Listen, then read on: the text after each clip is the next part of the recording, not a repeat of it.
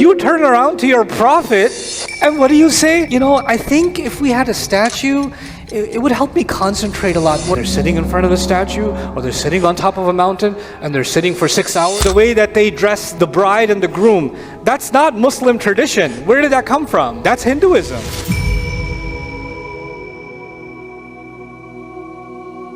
The Israelites, now, they got across the water. It's been some time. They're doing okay. They pass by a town. When they passed by a town, those people were not Muslim. They had their own religion, and they had temples, and they had big statues, and monuments and stuff. And they saw people praying in front of them, begging to them, bowing to them, making a nice temple around. All that, they saw that stuff. And they had seen some of those things in Canaan because they're Canaanites, and they had seen some of those things in Egypt, and they saw those things again. And after everything Musa alayhi salam did for them, you know what they said to Musa alayhi salam? Ij'al lana ilah kama lahum aliha. Could you make us a god like these people? Like they have such nice colorful gods. Can we have one?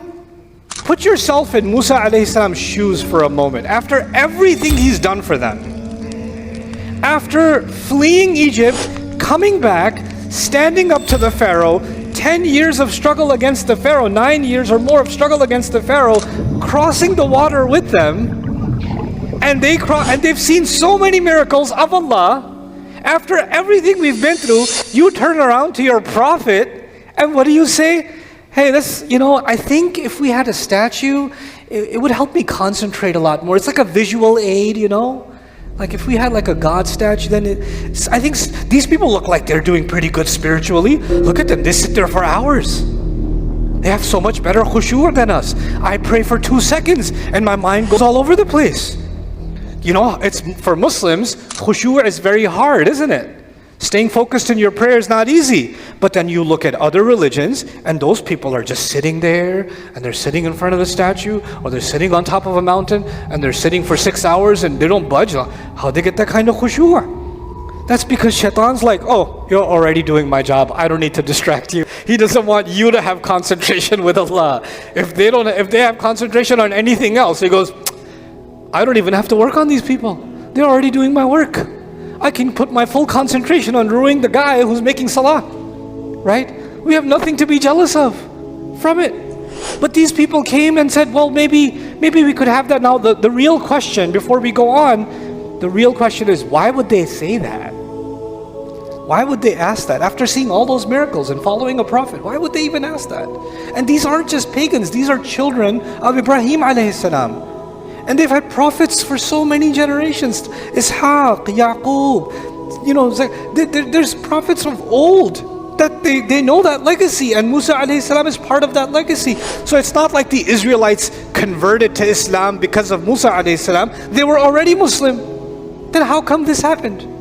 And this is where I want to remind you that the stories in the Qur'an, they're not just stories about ancient people. Allah told us every one of those stories because it will be applicable to Muslims today and every generation.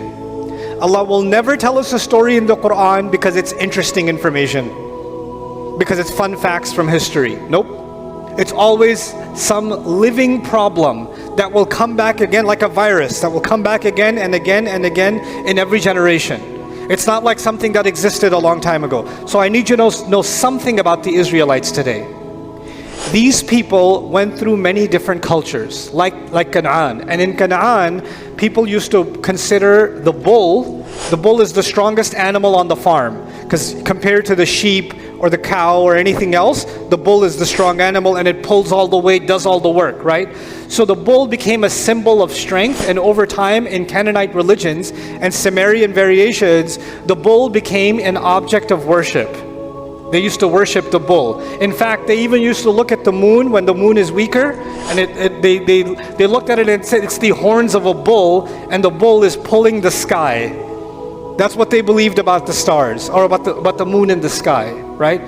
And from it then became the sacredness of the cow. And that wasn't so much in Egypt, but it did exist among the people of Canaan. And the Israelites had a lot of genetic mixing with the people of Canaan. They spend think of it this way: Muslims living alongside Hindus for hundreds and hundreds of years, for example, right? Or Muslims living alongside Buddhists for hundreds and hundreds of years. What happens when different religions live side by side? You take something and you take something, and there's some exchange happening. Like in South Asia, many of us are from Pakistan, India, Bangladesh, etc., right? The way that the girl is dressed for the wedding, and the colors that she wears, or the way that they dress the bride and the groom, that's not Muslim tradition. Where did that come from? That's Hinduism. That comes from Hindu tradition. We have many values and many parts of our tradition that are actually borrowed from Hindu culture. So we know that some borrowing happens. Now, borrowing in masala is okay. Borrowing in outfits is okay, no problem. You understand? Borrowing in architecture, no problem. Where do we not borrow? In our religion. In our religion, we don't borrow. Our religion is already pure. Allah has given us guidance already. And Allah told the Israelites, I have taken a promise from you from the side of the mountain. Hold on to this. Don't let this go.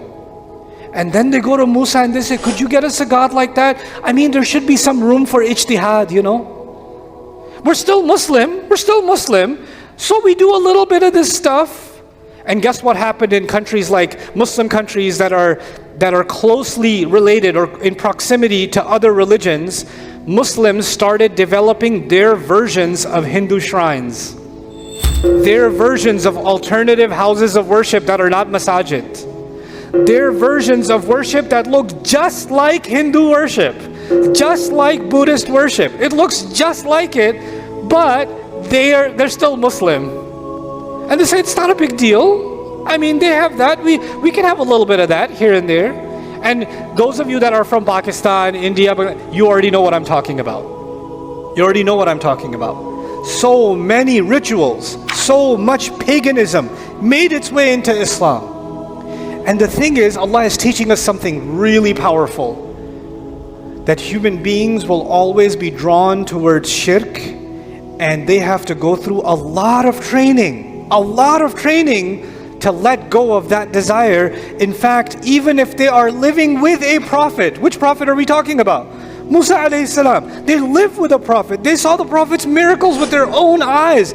But the culture has affected them for so many hundreds of years that even though they're living with a prophet, they have the audacity to ask that prophet, what's so bad about some extra, can you make us a visual God? How's that a bad thing? Subhanallah. It's crazy. That's crazy.